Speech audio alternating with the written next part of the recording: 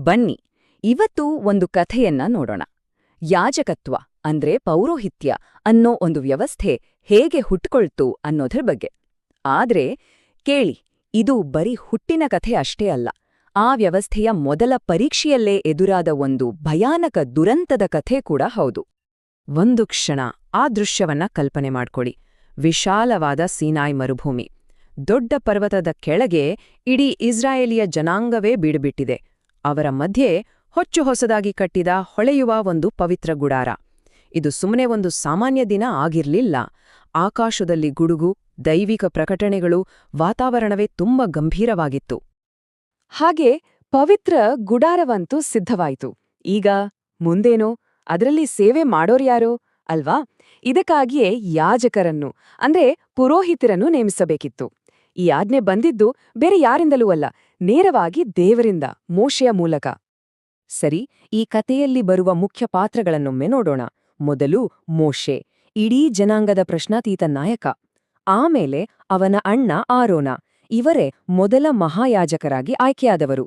ಇನ್ನು ಆರೋನನ 4 ಜನ ಗಂಡು ಮಕ್ಕಳು.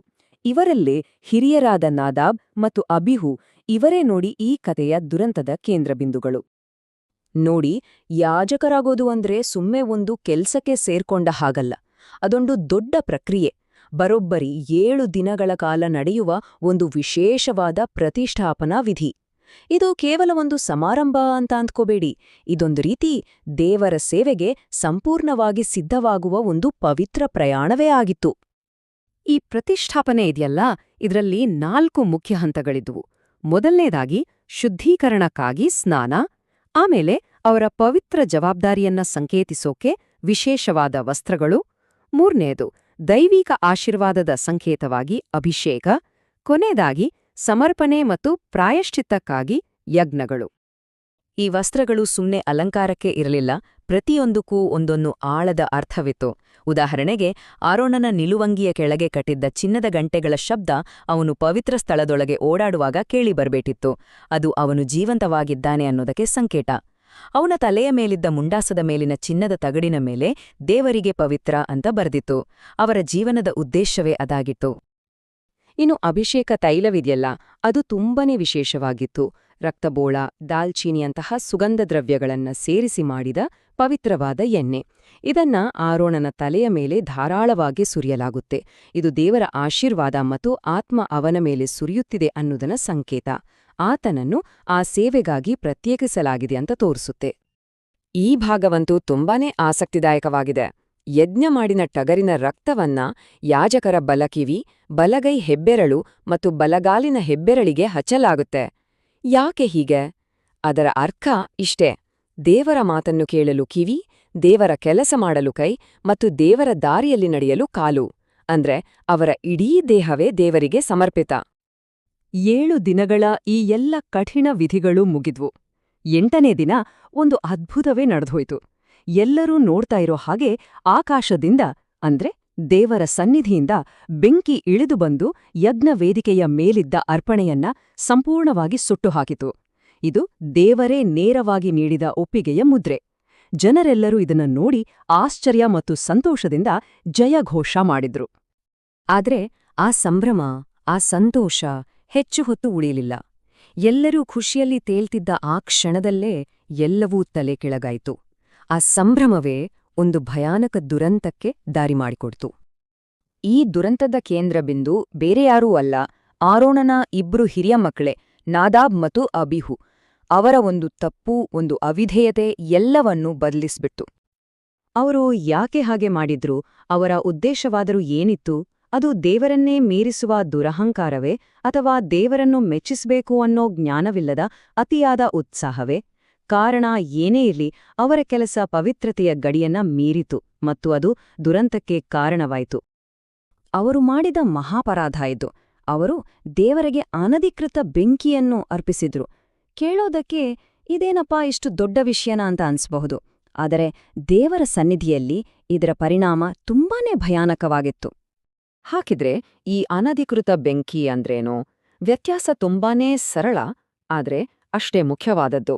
ದೇವರು ಯಜ್ಞ ವೇದಿಕೆಯ ಮೇಲೆ ತಾನೇ ಕಳುಹಿಸಿದ್ದ ಪವಿತ್ರ ಬೆಂಕಿಯನ್ನೇ ಬಳಸಬೇಕು ಅಂತ ಆಜ್ಞಾಪಿಸಿದ್ದ. ಆದ್ರೆ ಇವರು ತಮ್ಮದೇ ಆದ ಯಾವುದೋ ಸಾಮಾನ್ಯ ಮೂಲದಿಂದ ಬೆಂಕಿಯನ್ನ ತಂದ್ರು.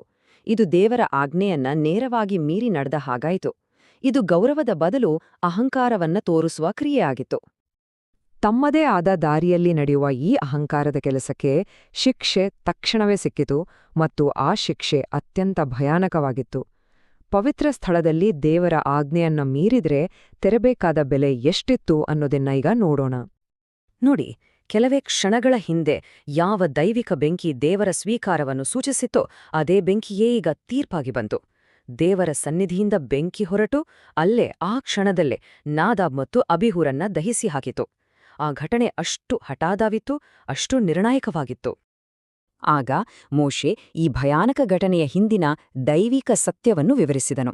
ದೇವರು ಹೇಳುವುದೇನೆಂದರೆ, ಯಾರು ನನಗೆ ಹತ್ತರವಾಗಿ ಸೇವೆ ಮಾಡ್ತಾರೋ ಅವರು ನನ್ನ ಪವಿತ್ರತೆಯನ್ನ ಎಲ್ಲರಿಗಿಂತ ಹೆಚ್ಚಾಗಿ ಗೌರವಿಸಲೇಬೇಕು.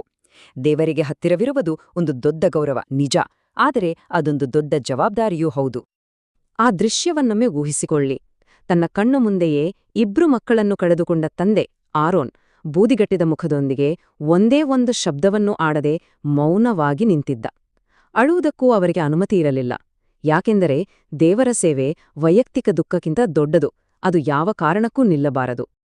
ಹಾಗಾದ್ರೆ ಈ ಇಡೀ ಘಟನೆಯಿಂದ ನಾವು ಕಲಿಯಬೇಕಾದ ಶಾಶ್ವತ ಪಾಠವಾದರೂ ಏನು? ಇದು ಯಾಜಕತ್ವದ ನಿಜವಾದ ಸ್ವರೂಪದ ಬಗ್ಗೆ, ಅಂದ್ರೆ ಅದರಲ್ಲಿರುವ ವೈಭವ ಮತ್ತು ಅಪಾಯದ ಬಗ್ಗೆ ಏನು ಹೇಳುತ್ತದೆ? ಯಾಜಕತ್ವ ಅನ್ನೋದು 2 ಬದಿಯ ಕತ್ತಿಯ ಹಾಗೆ. ಒಂದೆಡೆ ಅದು ಜನರನ್ನು ದೇವರಿಗೆ ಸಂಪರ್ಕಿಸುವ ಒಂದು ಸೇತುವೆ, ಅದೊಂದು ದೊಡ್ಡ ವೈಭವ. ಇನ್ನೊಂದೆಡೆ ಅದು ಪವಿತ್ರತೆಯ ಗಡಿಯನ್ನು ಕಾಯುವ ಒಂದು ತಡೆಗೋಡೆ, ಒಂದು ಅಪಾಯ. ಅದು ಒಂದು ರಾಷ್ಟ್ರಕ್ಕೆ ಆಶೀರ್ವಾದವನ್ನ ತರಬಹುದು, ಆದರೆ ಅದೇ ಸಮಯದಲ್ಲಿ ಅಹಂಕಾರಕ್ಕೆ ಕಠಿಣವಾದ ತೀರ್ಪನ್ನು ತರಬಹುದು.